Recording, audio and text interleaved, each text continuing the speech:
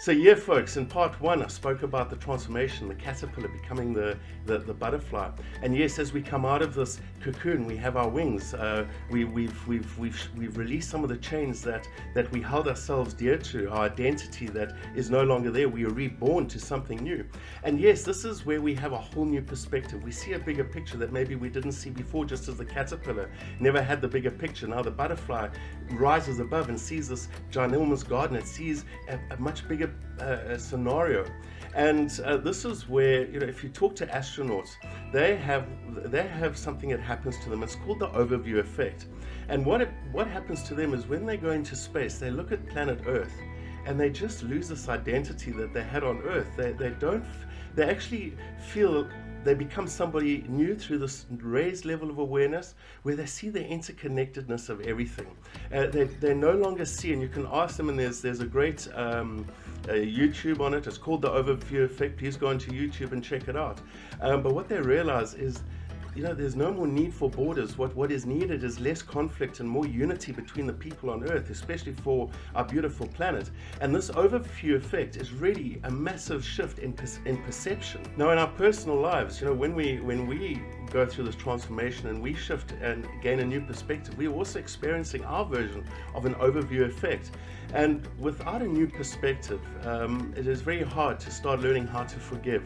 Without a new perspective, it is very hard to find gratitude. Without a new perspective, it is very hard to start mending relationships where they were required, or to start developing new relationships and to start life in a new frame of mind. And I feel this perspective is one of the key fundamental aspects of leadership. Leadership without a higher perspective, without the overview effect, means that we are stuck in that ego sense of being a leader, where it's all about the power and what's in it for me. Whereas when you're a leader with this overview effect, you're starting to become more of a servant leadership. And we've seen those types of leaders who've made great changes in this world. We're talking about Martin Luther King. We're talking about Madiba. We're talking about Gandhi, where it was more about uniting people rather than dividing people. And this was a result of their overview effect. In order for them to go through this process, they had to let go of who they once were. And yes, as they transformed into this new person, they could bring this new skill of perception into uniting people.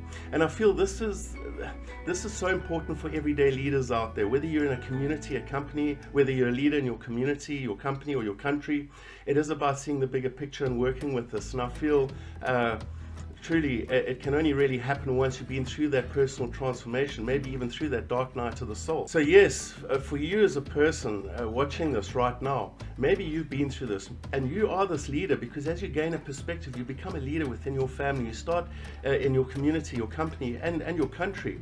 And I feel for a lot of folk who have been through it or are going through it, you can feel very much alone, especially when we look at what's happening in the world, where we are getting very ego-based leaders who are more about dividing than uniting.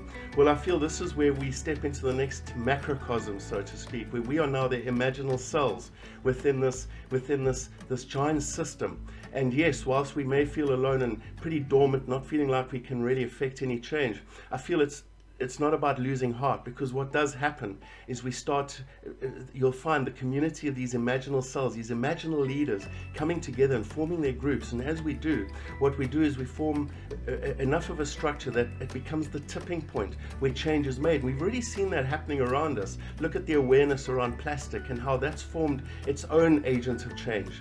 We see it in communities, we see it even in companies, and yes, even indeed countries, where there's been this tipping point. So yeah, folks, be aware. Notice around you. You might have, you as an imaginal cell, might notice some other folk around you who are also imaginal cells. And I feel that's why we get together with these vlogs, why there's so much that through social media, for example, the TED Talks, there are incredible people out there who are coming together and making the change. And that's where I say to you as well, don't lose heart, be the change. And yes, folks, who knows, you might be a vital part in terms of something that could shift in your environment. And yes, well, as for the riddle, what does the astronaut know, which the caterpillar asked Alice? Well, I'm going to leave that up to you, for you to decide for yourself. It's all a matter of perspective. Until we chat again, folks, take care and stay aware.